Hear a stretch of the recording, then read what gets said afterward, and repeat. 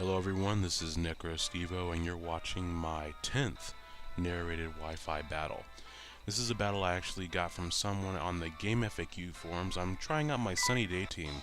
I finally got them all to level 100, so I'm able to test them out when I go on Wi-Fi challenges. But that means I'm going to start off with my Ninetales, which has Drought from the Dream World to get up the sun. But he's going to start off with Knitted King, who his Dream World ability is Sheer Force, which means he's going to get boosted attacks for attacks that has secondary effects in exchange for not having those secondary effects. I have the air balloon, which means I can't be hit by ground attacks, and I know I'm naturally faster than Knitted King. Staying in and hitting it will allow me to see if he has a scarf. I knew that there was nothing he could do that would kill me outright. And he just goes right for the Thunderbolt to break my balloon and do some damage to me. Based on the damage that does, it tells me that he is a Life Orb Knitted King. You don't take the Life Orb recoil when you have the Sheer Force, so I decided to switch out and switch into Cresselia so that I could go ahead and start putting up my Light Screen and my Reflex. He also double switches out on the same turn, and he goes into his Rhydon, and this is an Eviolite Rhydon, which means that he's going to have boosted defense and special defense by 50%. Knowing that he is Eviolite, I'm going to go ahead and Toxic him. Rhydon doesn't have any natural recovery. He goes for the Stone Edge, but Cresselia is Cresselia. Great natural bulk, great HP. I really don't take anything from that Stone Edge. This Cresselia is packing both screens, and it has Toxic and Moonlight. And Moonlight will heal 75% of its HP in the sun. So it's really hard to kill this Cresselia. I set up the Reflect there in case he did want it to stay in and keep going for the Stone Edges with that Rhydon. And then now I think I'm going to set up the Light Screen to make that Knitted King do a lot less damage. Now look at how much damage this first Flamethrower does. It does about maybe 40% damage. Now I put up the Light Screen, that means it's going to cut the damage in half. That was a Sun Boosted Flamethrower. I think I would have lived this second one, but he gets a critical hit through the Light Screen. I had stayed in so that I could go for the Moonlight and get all my HP back. But he gets that critical hit. He takes out not only one of my defensive pivotal walls, he also takes out my person that steps up the screens. So here I just bring in Colonel Twist and I go for the Fake Out to get some free damage on him. Colonel Twist is my priority / rapid spinner on my Sun team. He gets rid of the rocks so that Volcarona can switch in easier, and he also does some priority so that way if my opponent does kill Ninetales and I don't have my Chlorophyll Abusers, he can kill awesome things. Since I no longer have the balloon, I am vulnerable to that Earth attack, so he goes for the Earth power. I actually was expecting him to over-predict and predict another switch in, which is why I switched back in my Ninetales there. But it's okay because he doesn't have anything else that can abuse the weather. So here I bring in my Jump Pluff, Stay Pluffed, and I go for the Encore, which means he's forced to continuously use Earth power for 3 turns. I did that because, number one, that would allow me to see if he was going to stay in on my Jump Pluff, try and hit me with a Flamethrower.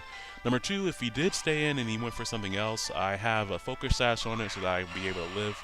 And number three, I could use a Leech Seed on his way out because I knew he would expect the Sleep Powder, and I could seed something that came in. So he brings back in the Eviolite Rhydon. And even though Rhydon was the first Pokemon programmed into the original Red and Blue versions, it's probably going to be the first thing to die on its team because he's Toxic and U-turn, so he's going to be taking a lot of extra residual damage. And I can just switch around on him based on the fact that Rhydon's move pool is probably going to be Stone Edge, Mega Horn, and probably Earthquake, and that's pretty easy to wall. So he actually surprises me, and he goes for the Ice Punch, which I thought was pretty interesting, but I do have the Reflect Up from earlier. Colonel Twist takes nothing from that after the Leech Seed recovery. So Jump Pluff is a very good support to this team. It's just hard to keep alive. And if Jump Pluff is really outclassed by Whimsicott unless you're using it for the Sleep Powder. Because Whimsicott gets all of Jump Pluff's moves basically except for the Sleep Powder. But here I just go for the Encore to force him to take some more toxic damage before I go for the Mach Punch. My Hitmontop is holding the Black Belt, so that means the Technician and the 20% boost from the Black Belt are going to boost up the power of his Mach Punch a lot. So he's at an obvious low HP so that I can kill him with Mach Punch. He probably just left him in his Death Water because he probably wasn't going to come in and wall anything much with that much HP anyways. So I take out his Rhydon, and I was right, that was the first thing on his team to die. And I kind of panicked when I saw the Salamence. Salamence is no longer Uber, so that means he's going to be running around a little bit before his usage gets up so much that he starts to affect the metagame. I bring back in Stay Puff, expecting him to either Dragon Dance or go for an attack, and I had the Focus Sash. He Dragon Dances, but since I have the Sun up, I do have base 200 speed, and that means even after a Dragon Dance, I can outspeed him. So I stay in and I go for the Sleep Powder, knowing that even if I missed, I have my Focus Sash. Fortunately, I hit. So I take this opportunity, hoping that he's going to sleep at least 3 turns, which is about the average, 2 or 3 turns. I switch out using U-turn to do a little bit of damage there, just making sure that he was going to stay in. And I go out into I believe I go out into Sawsbuck, my Lucervid. I believe that's what I go into. That's correct.